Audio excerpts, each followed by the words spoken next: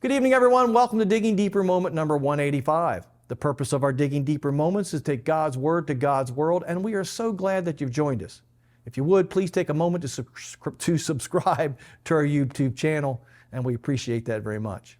Last week in our series called I'm Only Human, we ended by stating that generally speaking, the role of the first man was to be a father, and his primary task was to till the soil, which is safe to say that Adam's primary role was that of a provider. We also saw that the text reveals that the role of the first woman was to be a childbearer, and this by implication also includes caring for the children, and so her primary role was that of child care. But as I said last week, I see these roles as descriptive and not prescriptive. By that I mean they are best suited for these roles because of the way they were created, male and female. In other words, they were designed and equipped to do these things, and Adam's physical design made him best suited to till the ground because this was before they had tractors, and therefore he had to work pretty hard to be pretty strong. Eve's physical design was best equipped to bear and to care for children, and that's pretty obvious. But they weren't commanded to do these things. They do them by design, not command. That's what I mean by descriptive versus prescriptive.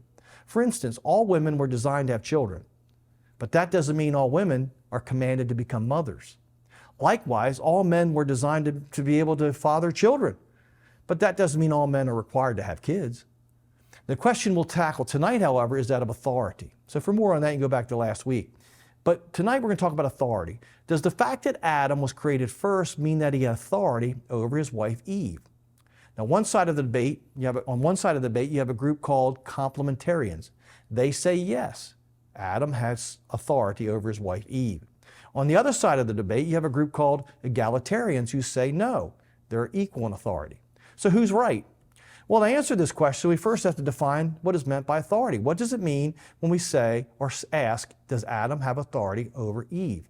Simply put, this is the basic raw bare bones definition.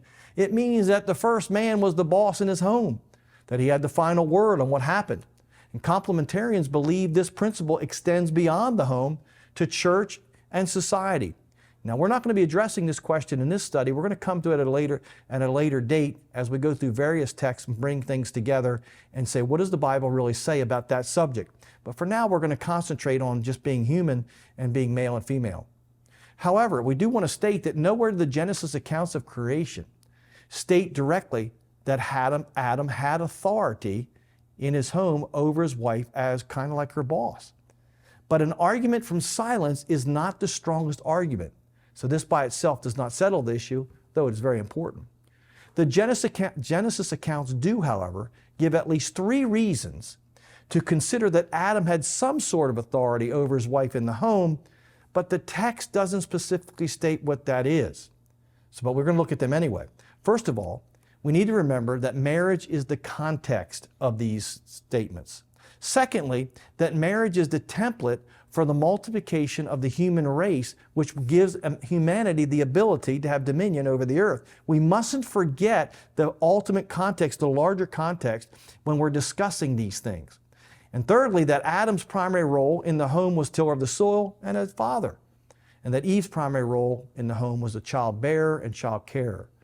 And then, of course, Genesis 2:24 says, therefore a man shall leave his father and mother and be joined to his wife. And this is what God is doing when he makes these statements.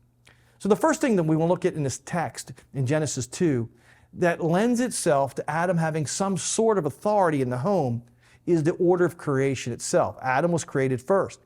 Now in 1 Timothy chapter 2, verse 12 and 13, the Apostle Paul speaks of this when he says, and I do not permit a woman, and that word woman means wife, to teach or to have authority. That word authority means to have dominion or to dominate over a man, but to be in silence.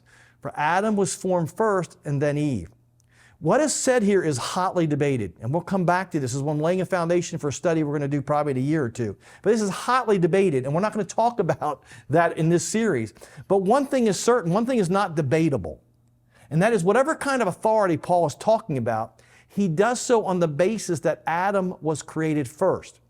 The problem is that this text in Timothy, like that found in the Genesis accounts and the creation accounts, doesn't clearly state or define what kind of authority he's speaking of. So we're still back to square one.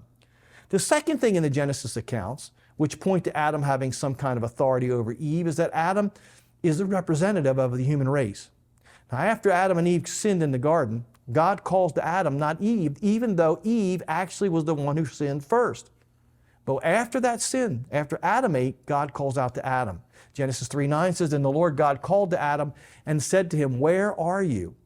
And in Romans chapter 5, verse 12, the Apostle Paul says that it was Adam's sin, not Eve, that brought death into the world. Therefore, just as through one man sin entered the world, and death through sin, and thus death spread to all men because all sinned." And here's a little side note, is I heard one theologian say once, he said, if Adam hadn't sinned, he could have died in place for his wife. And boy, that is an amazing thought, that if Adam had just not yielded, he could have actually been a perfect sacrifice.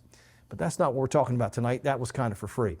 But Adam is a representative of the entire human race. This idea is repeated in 1 Corinthians 15:45, which says, "And so it is written, the first man, Adam, became a living being. The last Adam became a life-giving spirit." That's speaking of Jesus Christ. So the third thing we see in the Genesis account of creation that implies that Adam had some kind of authority over Eve in the home is that he named Eve. Now, historically and biblically thinking, naming is indicative of authority in the Bible. Whoever names something has authority over the thing named. And in a couple weeks, our holiday Digging Deeper that's going to be done by our staff are going to be diving into this the naming of things a little bit deeper in their Digging Deeper series, and you don't want to miss it. We see this with God when He names the stars in Psalm 147:4. When it says He counts the number of the stars, He calls them all by name, and by implication, God has authority over them. Again, in Genesis 2:20, Adam names all the animals. This is in the very story itself that we've been looking at. And this is consistent with his authority over the earth. Later, Adam also names Eve. In Genesis 2:23, it says, "And Adam said, 'This is now bone of my bones and flesh of my flesh. She shall be called woman because she was taken out of man.'" And in Genesis 4:20, "And Adam called his wife's name Eve because she was the mother of all living." Now, it is true that egalitarians do have counter arguments for these 3 points, and I'm still studying them. But in my current understanding of these arguments, they do not seem to negate the flavor of authority found in this text. And I just have to be intellectually honest.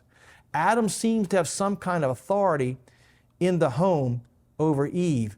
The challenge, however, is that the definition and the limits and the application of this authority are not clearly spelled out in the text. And complementarians, those who say Adam had authority over Eve, tend to exaggerate this authority and to extend it well beyond what is stated or hinted at in this text. Egalitarians, on the other hand, tend to explain away this authority. And so I'll be looking into these things more deeply in the coming year to do a Digging Deeper series on that. But for me, at this point in my understanding and studies, I kind of split the 2 views. To me, the text infers Adam's primary role is that of the father and provider.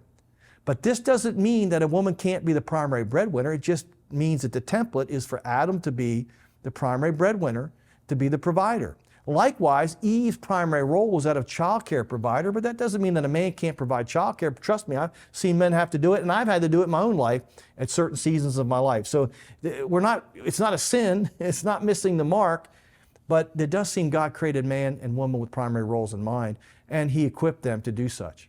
Secondly, the text, the Genesis accounts of creation, and specifically Genesis 2, seems to point at the idea that as the primary provider, the man has some kind of authority to make household decisions based upon that responsibility. But when I look at the rest of the Bible, I always see that it teaches, at least to my understanding, that authority and responsibility are commensurate. That means that a person has responsibility also has to have equal authority to make decisions necessary to fulfill that responsibility. And I would add that this applies to both Adam as his role as the tiller of the soil and Eve as the primary caregiver of the children. That makes me something called a soft complementarian, neither complementarian nor egalitarian. As a soft complementarian, I believe that when God made Eve to be Adam's helper, He did so to provide him with a mate who could bear and care for the children. As his partner, Eve was to share the responsibility of tilling and the soil along with him as a secondary responsibility to that of taking care of the children. So she was to help him. And that both Adam and Eve exercised some kind of authority in their home commensurate with their responsibility. But what must not be forgotten is that the Genesis account is speaking in the context of marriage and not of the many roles that men and women can play in society. Therefore, drawing too many conclusions about men's and women's roles from this text is, in my opinion, not wise. The absence of detail implies flexibility. And most of all, there is to be respect for both genders. Next week, we'll finish this series by addressing the issue, what did Adam and Eve have to protect the garden from? If this lesson's helped you, please share it with a friend, like us on Facebook, follow us on Instagram, subscribe to our YouTube channel, or check out our Sunday morning live podcast on either Apple or Spotify. I hope to see you next week.